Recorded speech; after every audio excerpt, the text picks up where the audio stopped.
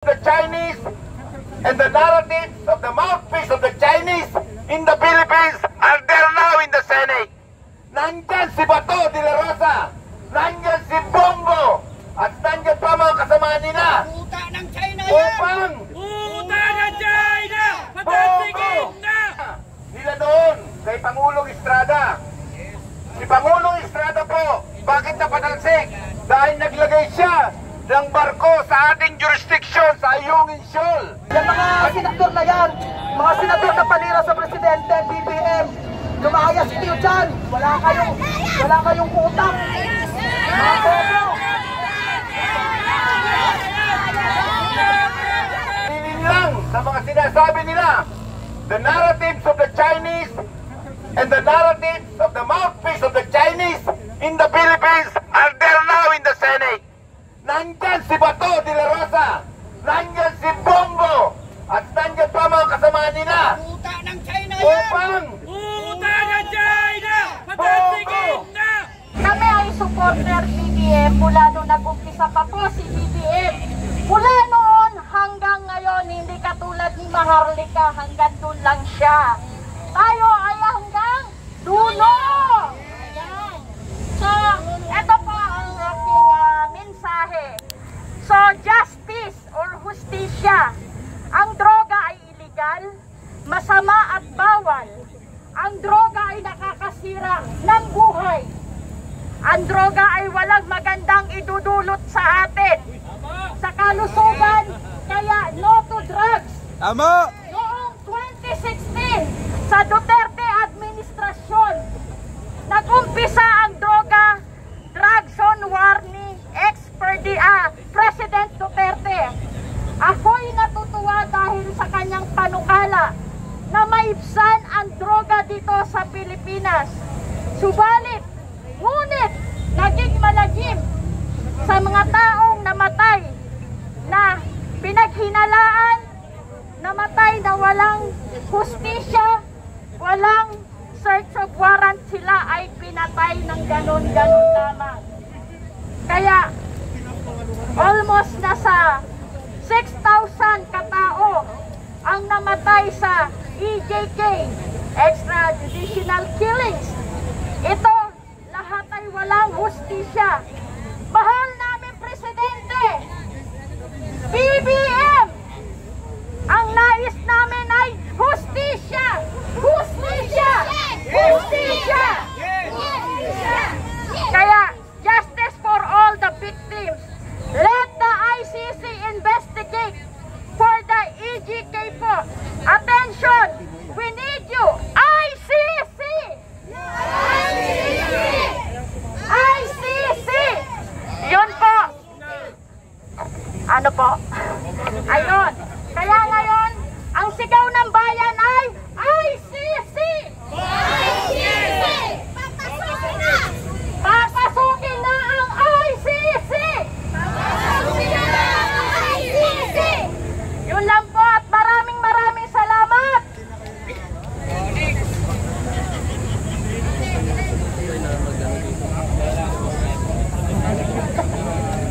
Tinatawagan ko po si Atty. Batalyer. Atty. Batalyer! Attorney! Ito po, isa po sa pioneer po ng loyalista po sa Atty. Batalyer.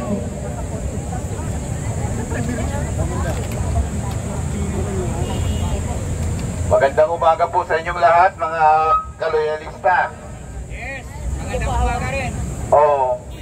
Pag-upo ng ating Pangulo, ipinangako natin na ipagtatanggol natin ang kanyang posisyon hanggang sa kahuli-hulihan ng kanyang termino. Yes! Ang Duterte po ay nagbabalak, pag-upo niya pa lang, napatalsigin siya sa tulong ni Gloria Macapagal Arroyo.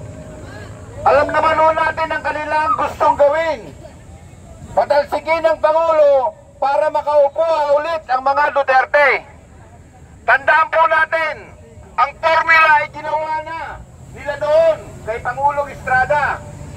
Si Pangulong Estrada po, bakit napatalsik? Dahil naglagay siya ng barko sa ating jurisdiction sa Ayungin Shoal. At yun ang ating jurisdiction ngayon. Sa makatwid, trabaho ng China yun doon.